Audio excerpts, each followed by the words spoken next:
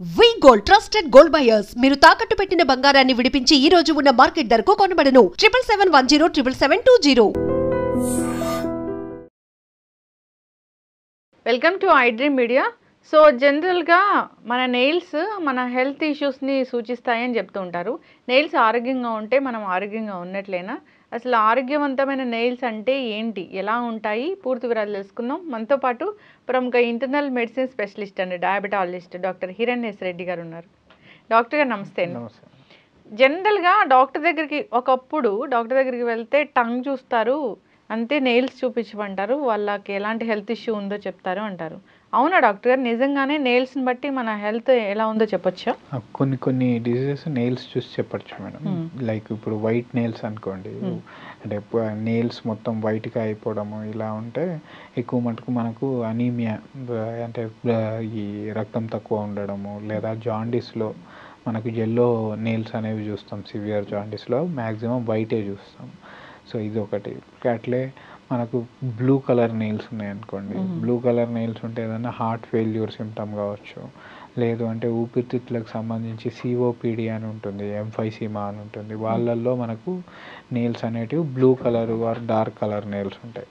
And ఇంకొకటి మనకు అదే నెయిల్స్లో మనకు క్లబ్బింగ్ అని ఉంటుంది. క్లబ్బింగ్ అంటే నెయిల్స్ అనేటివి నార్మల్గా కాకుండా మనకు ఇప్పుడు మనం డప్పు కొట్టే కర్రలు ఉంటాయి కదా, డ్రమ్ స్టిక్, దానిలాగా ఇట్లా లావుగా అయిపోవడము. సో వాటిలలో అందులో కూడా మనకు వచ్చేసి ఈ సిఓపిడి అండ్ హార్ట్ ఫెయిల్యూరు, లేదా ఊపిరితిత్తులలో మనకు ఆక్సిజన్ పర్సంటేజ్ తక్కువ అయిపోవడము, లేదా కొంతమందికి ఇప్పుడు కోల్ మైన్స్లో వర్క్ చేసేవాళ్ళు, లేదా కొంతమంది ఇప్పుడు బాగా మనకు లో ప్రెషర్ ఏరియాస్లో వర్క్ చేసేవాళ్ళు, లేదు అంటే ఈ మౌంటైనీర్స్ ఎక్కువ మటుకు వాళ్ళకు కూడా క్లబ్బింగ్ ఉంటుంది. ఎందుకంటే వాళ్ళకి లో ఆక్సిజన్ కంటెంట్ తోటి వచ్చే చేంజ్.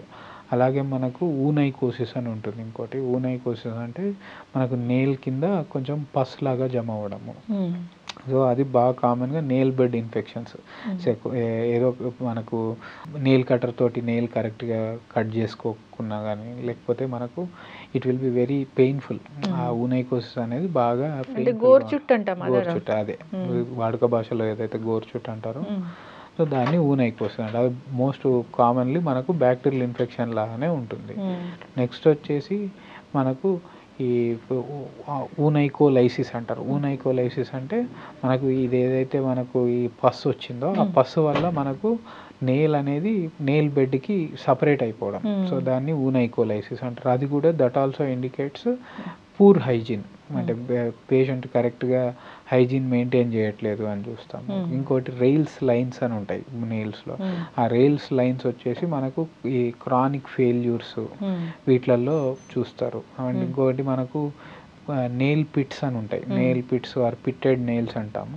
ఇది వచ్చేసి మనకు సోరియాసిస్, లేకపోతే చర్మానికి సంబంధించిన వేరే వ్యాధులు, లేదా మనకు ఈ ఎముకలకు సంబంధించిన ఆర్థరైటిస్, వీటిలలో ఆ టైప్ ఆఫ్ నెయిల్స్ ఉంటాయి. నెక్స్ట్ మనకు కొయిలోనైకియా అని అంటాం. కొయిలోనైకియా అంటే నార్మల్గా ఇప్పుడు నెయిల్ అనేది ఇట్లా స్ట్రైట్గా ఉండకుండా కొంచెం ఇట్లా కాన్కేవ్ లాగా ఉంటుంది నెయిల్. అట్లా కాకుండా ఇట్లా లోపలికి స్పూన్ లాగా ఉండే నెయిల్స్ ఉంటే అవి సివియర్ ఎనీమియా. అంటే ఆ నెయిల్ చూసి ఆ టైప్ ఆఫ్ నెయిల్ ఉంది ఒక పేషెంట్కి అంటే వాళ్ళ హెచ్పి వచ్చేసి <7 ఉంటుంది. <7 ఉంటేనే ఆ టైప్ ఆఫ్ నెయిల్స్ వస్తాయి. ఇప్పుడు నెయిల్ ముట్టుకుంటే అది ఎలా ఉండాలి డాక్టర్ గారు? అసలు హెల్దీ నెయిల్ అంటే స్మూత్గా ఉండాలి. స్మూత్గా ఉండి కొంచెం కాన్కేవిటీ అంటే ఈ టైప్లో ఉండాలి నెయిల్, మనకి ఈ టైప్ ఆఫ్ దీనిలో ఉండాలి. అండ్ మ్యాక్సిమం టైమ్స్ నెయిల్ అనేది పింకిష్గా ఉంటుంది. పింకిష్గా ఉంటుంది. ఓకే. ఇప్పుడు నెయిల్ మీద చాలా మందికి ఇట్లా హాఫ్ మూన్ లాగా ఉంటుంది, అదేంటి డాక్టర్ గారు? అది రైల్స్ పిట్టెడ్స్, ఆ రైల్స్ లైన్స్ అంటే అవే అంటాం madam. So that is normal actually. అది ఒకవేళ ఆ half moon kind of whiteness అనేది పెరుగుతుంది అంటే బాగా కామన్గా మనకు విటమిన్ డెఫిషియన్సీస్లో పెరుగుతుంది. అండ్ ఆ విటమిన్ డెఫిషియన్సీస్ కూడా నెయిల్స్లో కనుక్కోవచ్చు. కొందరికి నెయిల్స్ ఇలా అనగానే విరిగిపోతాయి. అవును, అదేంటి? అది protein energy mall nutrition madam. Protein energy mall nutrition అంటే ఇప్పుడు వాళ్ళకి తినే ఫుడ్లో ప్రోటీన్ కంటెంట్ అనేది లేదు, ఎక్కువ మటుకు కార్బోహైడ్రేట్ కంటెంట్ ఇలాంటివే ఉంటున్నాయి అంటే వాళ్ళల్లో నెయిల్స్ అనేటివి వెరీ బ్రిటిల్గా ఉంటాయి. వాళ్ళకి నెయిల్సే కాకుండా జుట్టు కూడా బాగా బ్రిటిల్గా ఉంటుంది ఆ టైప్ ఆఫ్ పేషెంట్స్కి. అండ్ వాళ్ళకి బయోటిన్ డెఫిషియన్సీ తోటి అలా వస్తుంది. ఓకే. కొందరికి నెయిల్స్ ఫాస్ట్‌గా పెరుగుతాయి. కొందరికి అసలు పెరగవు. దాన్ని ఎట్లా చెప్తాం డాక్టర్ గారు? అదే మేడం, నెయిల్ పెరగడానికి జుట్టు పెరగడానికి కూడా మనకు కొన్ని ఫేసెస్ ఉంటాయి. ఇప్పుడు ఎగ్జాంపుల్ జుట్టు అంటే మనకు ఎనాజన్ ఫేస్ అని ఉంటుంది. సో ఎనాజన్ ఫేస్ జనరల్లీ మనకు predominantly throughout the year ఉంటుంది anagen phase, except for severe summers and harsh winters. అంటే harsh winter of 15 to 20 days, harsh summer of 15 to 20 days మనకు anagen phase కాకుండా telogen phase అని ఉంటుంది. అందుకనే మనకు hair loss అనేది జరుగుతుంది.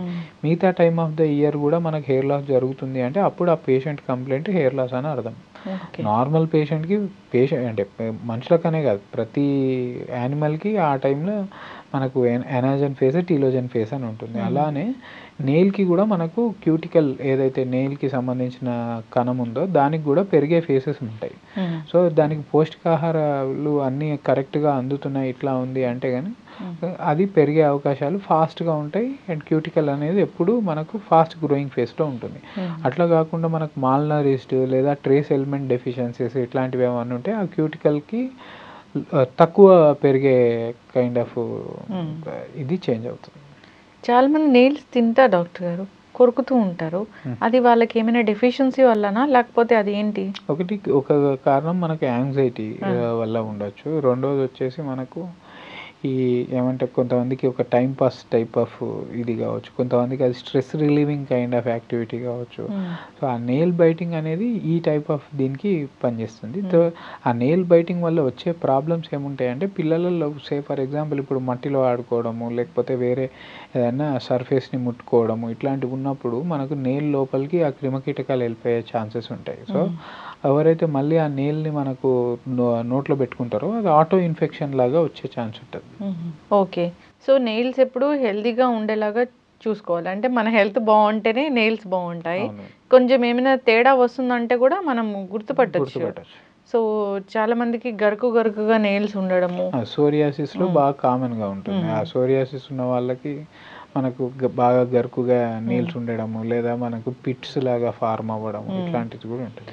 ఈ గోరు చుట్టూ అనేది కూడా చాలా మందిలో మనం చూస్తాం డాక్టర్ గారు. డయాబెటిక్స్ లో కూడా ఉంటుందా ఇది? అవును మేడం, డయాబెటీస్ లో అంటే nail foot hygiene hand hygiene అంటాం కదా మేడం. డయాబెటీస్ లో ఇప్పుడు నార్మల్గా షుగర్ వచ్చినప్పుడు ఇప్పుడు మీరు షూ వాడండి ఆర్ మీరు సర్ఫేస్ ఏదైనా ముట్టుకున్నాయని కొంచెం జాగ్రత్తగా ఉండండి అని ఎందుకు చెప్తారు అంటే రీజన్ ఈ ఊనైకోసిస్ కూడా.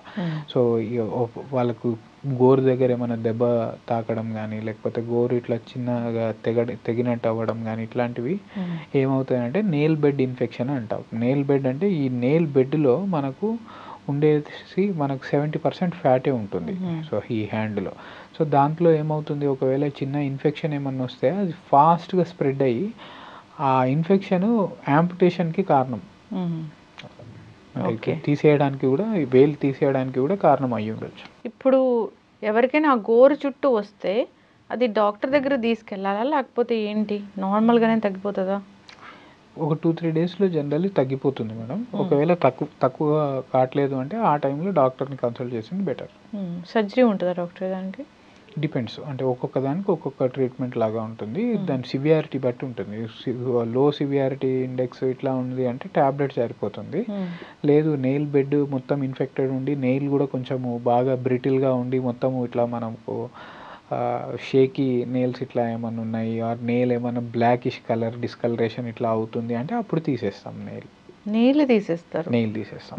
మోస్ట్ కామన్గా ఈ డయాబెటిక్స్లో ఇది చాలా కామన్ సోర్స్ ఆఫ్ అంటే యాంపుటేషన్. మనం ఈ కాల్ది వేళ్ళు తీసేస్తూ ఉంటాం కదా ఒకవేళ ఇన్ఫెక్ట్ అయితే గ్యాంగ్రీన్ అంటాం కదా. ఆ గ్యాంగ్రీన్ కావడానికి one of the common reason ఈ nail related issues. Okay. So వాళ్ళైతే నార్మల్గా డయాబెటిక్ షుగర్ ఉన్న వాళ్ళకి ఇలాంటి ప్రాబ్లం వస్తే ఇంట్లో ఉండకూడదు, ఖచ్చితంగా డాక్టర్ దగ్గరికి వెళ్ళి కన్సల్ట్ అవ్వాలి. ఎస్, చక్కటి ఇన్ఫర్మేషన్ డాక్టర్ గారు. అంటే నెయిల్స్ మన ఆరోగ్యాన్ని సూచిస్తాయి ఇలా చెప్తూ ఉంటారు. ఫైనల్గా టంగ్ ఎందుకు చూస్తారు డాక్టర్ దగ్గరికి వెళ్ళినప్పుడు? టంగ్లో కూడా ఉంటాయి మేడం. టంగ్లో మనకు ఈ కలర్ చూస్తాము అండ్ మనకు టంగ్లో మనకు ఈ వైటిష్ డిస్కలరేషన్ ఇలా ఉంటే టంగు మనకు ఎక్కువ మటుకు ఈ టైఫాయిడ్ ఫీవర్స్ వీటిలలో వైటిష్ కోటెడ్ టంగ్ అంటారు, వైటిష్ డిస్కలరేషన్ అట్లా కాకుండా మనకు హీమోక్రోమటోసిస్ అని ఉంటుంది. సో వాటిల్లో ఏంటంటే వాళ్ళకి బ్రాంజ్ కలర్ టంగు లాగా ఉంటుంది. కొంతమందికి ఇప్పుడు జాండీస్ వీళ్ళల్లో వచ్చేసి yellowish కలర్ డిస్కలరేషన్ ఉంటుంది. అలా కాకుండా కొంచెం నోటి పూత అంటారు. నోటి పూత అంటే మనకు క్యాండిడియాసిస్ అంటాం. క్యాండిడా ఇన్ఫెక్షన్స్ వీటిల్లో ఏమవుతుంది అంటే టంగ్ మొత్తము వైట్ అల్సర్స్ లాగా ఫామ్ అయ్యి అండ్ మనకు చిగుళ్ళల్లో కూడా కొంచెం వైటిష్ డిస్కలరేషన్ లాగా అవుతుంది. అలా కాకుండా ఇప్పుడు ఒక పేషెంట్ సడన్గా ఇప్పుడు గాలి ఆడట్లేదు పేషెంట్కి ఆర్సే ఇప్పుడు మనకు కరిష్మా కపూర్ హీరోయిన్ వాళ్ళ హస్బెండ్, సో తను చచ్చిపోయింది వన్ ఆఫ్ ద రేరెస్ట్ కాదు అంటే హనీబీ వచ్చేసి తనకి డైరెక్ట్ ఊపిరితిత్తులలో వెళ్ళిపోవడం వల్ల వచ్చిన హైపర్ సెన్సిటివిటీ. సో పేషెంట్కి గాలి ఆడుతుందా లేదా అన్నది కూడా మనకు టంగ్ త్రూ చెప్పొచ్చు. అంటే తను తీసుకునే గాలి తనకు సరిపోతుందా లేదా, ఆక్సిజన్ కంటెంట్ ఎలా ఉంది అన్నది కూడా టంగ్తో చెప్పొచ్చు. సో బ్లూయిష్ డిస్కలరేషన్ అనేసి సైనోసిస్ అంటాం. సైనోసిస్ అంటే ఏదో కారణం చేత తనకి ఆక్సిజన్ సప్లై తగ్గింది. సో వాళ్ళకి టంగ్ చూసే మనం ఎలా ఉంది అన్నది చెప్పొచ్చు. నెక్స్ట్ వచ్చేసి మనకు ఓరల్ హైజీన్ అంటే ఇప్పుడు సే ఫర్ ఎగ్జాంపుల్ తను బ్రషింగ్ కరెక్ట్గా చేస్తున్నాడా లేదా, ఏమన్నా డెంటల్ కేరీస్ ఉన్నాయి లేదా ఏమైనా చిగుళ్ళల్లో ఏమైనా డెఫిషియన్సీస్ ఇట్లా ఏమైనా ఉన్నాయో ఇట్లాంటివి కూడా మనం టంగ్లో తెలిసిపోతుంటుంది. అండ్ నెక్స్ట్ వచ్చేసి మనకు ఈ టంగ్లో ప్యాపిల్లే అని ఉంటాయి. టంగ్ పైన ఏవైతే మనకు సన్న ఈ చిన్న చిన్న ఎత్తుపల్లల్లాగా ఉంటాయో అవి వచ్చేసి ప్యాపిల్లే అంటాం. ప్యాపిల్లే కూడా one of the sign for good health. Okay, చక్కటి ఇన్ఫర్మేషన్ డాక్టర్. టంగ్ మీద కొంతమందికి నల్లటి స్పాట్స్ లాగా ఉంటాయి, అదేంటి డాక్టర్ గారు? అది నార్మల్ మెలనిన్ డిపాజిట్, అది నార్మలే ఉంటుంది ఎక్కువ మటుకు. కొంతమందికి ఏంటంటే ఆ నల్లని మచ్చలు కొంచెం ర్యాపిడ్గా స్ప్రెడ్ అవ్వడము లేదా నల్లని మచ్చలు ఈ లోపలున్న ఏరియాలో కూడా రావడం, అంటే చిగుళ్ళకు సంబంధించి వారు బుగ్గలకు సంబంధించిన ఏరియాలలో రావడం వీళ్ళల్లో కూడా జరుగుతుంది.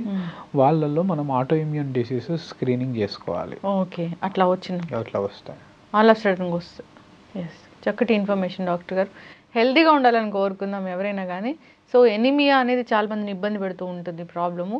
చాలామంది లైట్ తీసుకుంటారు. ఎనీమియా అంటే ఏదో ఆ బ్లడ్ తక్కువ ఉందిలే అని చెప్పుకుంటుంటారు, కానీ దానివల్ల కాంప్లికేషన్స్ చాలానే వస్తూ ఉంటాయి. సో నెయిల్స్ ఎలా ఉన్నాయి ఏంటి, ఏమైనా చేంజ్ వస్తుందా, వైట్గా అవుతున్నాయా ఇలా అన్నప్పుడు కూడా ఒకసారి సంప్రదిస్తే మంచిది, టెస్టులు చేయించుకుంటే మంచిది. చక్కటి ఇన్ఫర్మేషన్ డాక్టర్ గారు, ధన్యవాదాలు. And for more videos, please subscribe to iDream. Please subscribe to iDream. Please subscribe iDream. And please subscribe to iDream. For more videos, subscribe to iDream.